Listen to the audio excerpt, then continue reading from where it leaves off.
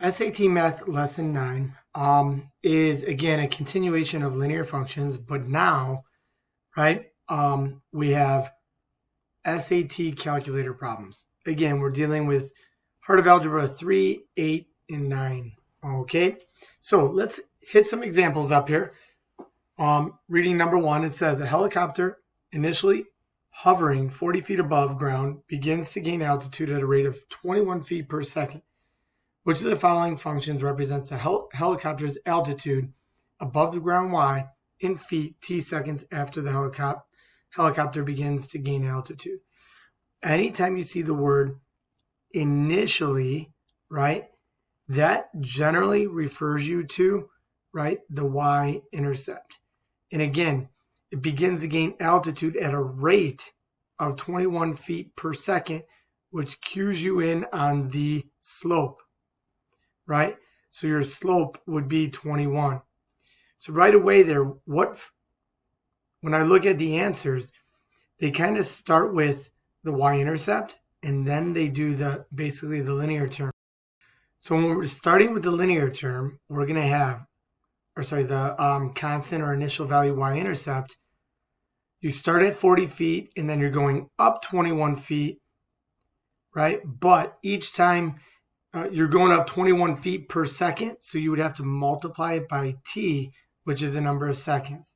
That would give you letter B.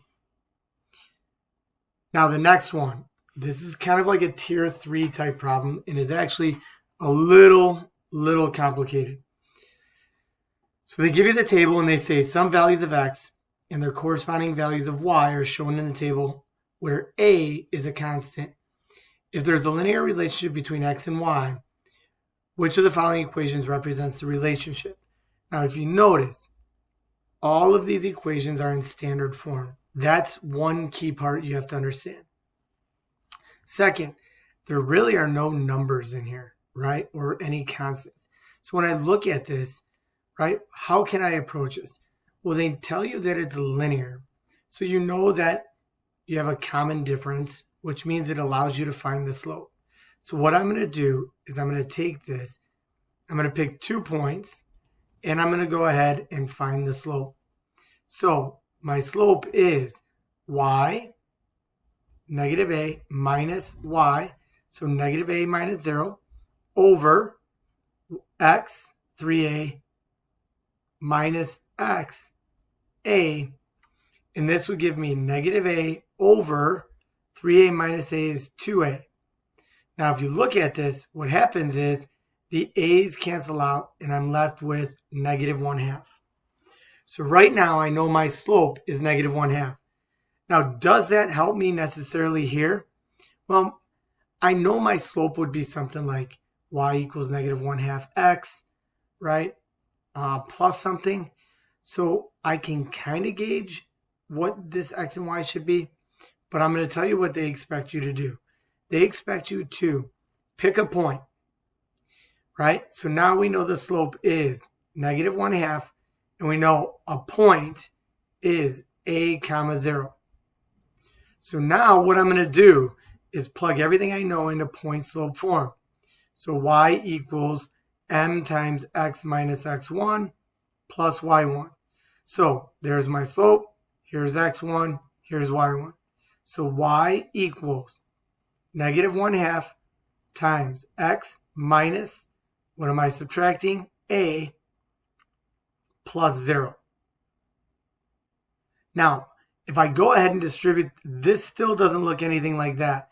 So if I distribute the negative 1/2, negative 1/2 x, then a negative times a negative is a positive 1/2 a.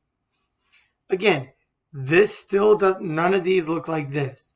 Now, what they want you to do is clear out the fraction. I'm going to multiply everything by 2. That would give me 2y equals, these 2's eliminate, negative 1x plus a. And if I go ahead and add the 1x, now I can put it in standard form. 1x plus 2y equals a, which is letter A. Now, another thing I could do is plug ordered pairs in here to see which one matches up. right? Or I could go ahead and just solve these, right, for y. Y equals subtract x. So I'd get 2y equals negative x plus a. Divide everything by 2, and I would see that this is the one that matches up with this down here. So you could do it one of two ways there. Okay, the next one. The formula above can be used to approximate the height in inches of an adult male based on the length L in inches of his femur. What is the meaning of 1.88 in this context? So right now, if I look at it, it's almost like in its form y equals mx plus b. So if your slope here or your rate of change is 1.88, remember, if I had to make a table, it would be the length of your femur to your height. So when I go to find the slope, it's a change in y, which is your height, over the length of your femur. So think of it this way. So now the approximate femur length in inches for a man with a height of 32.01 inches. That doesn't even make sense because this is just telling you how much it goes up. So the approximate increase in a man's femur length in inches for each increase of 32.01 inches of height. Remember, 32.01 inches of height represents like your y-intercept in a way. So that has nothing to do with it.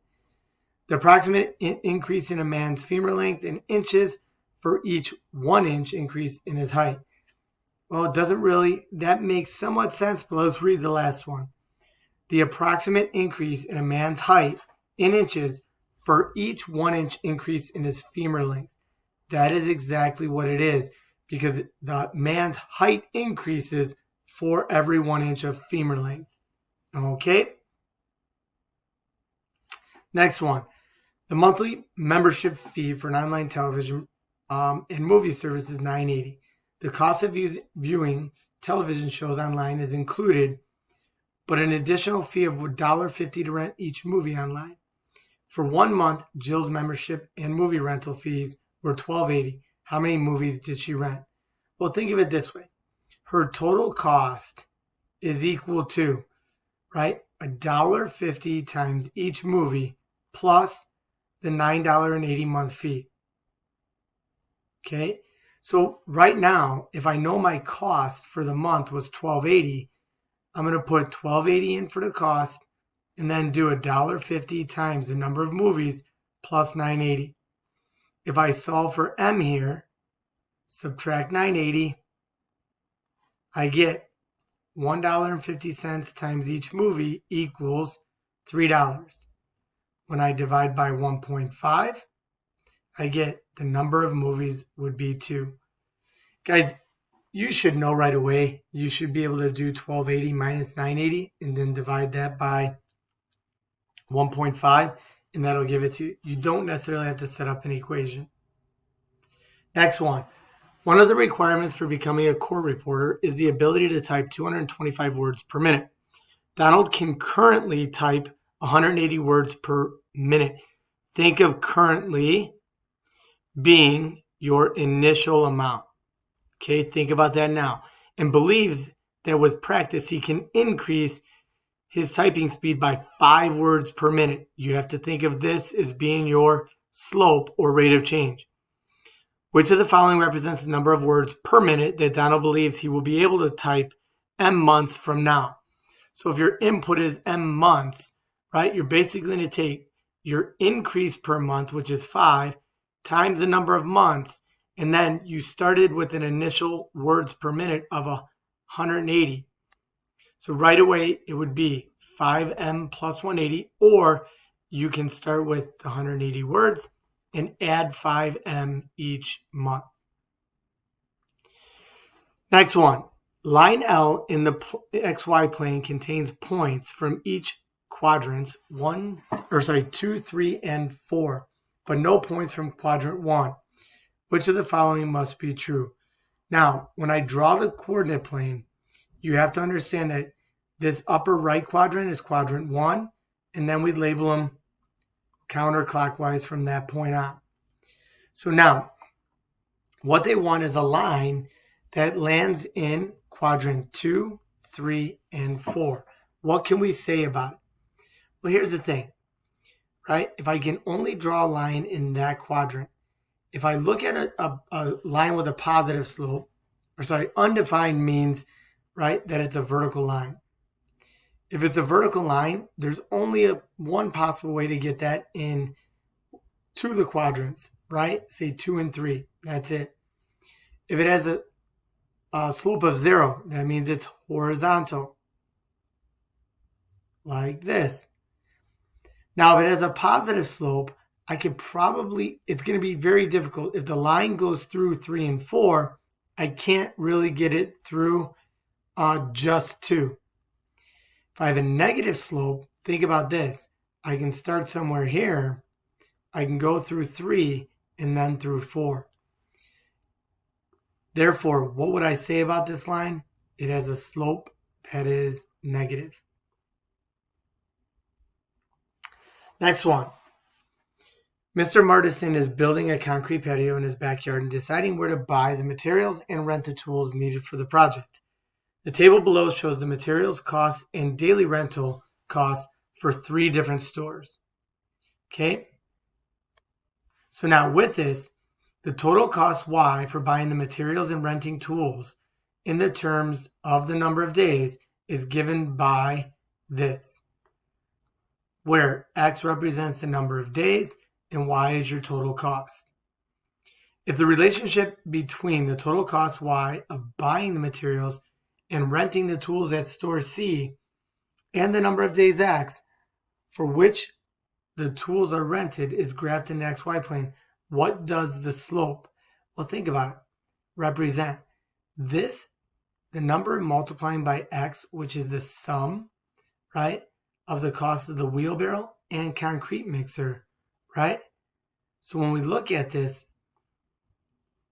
W plus K represents the total daily rental cost of the tools, right? That would be what it represents. So letter D.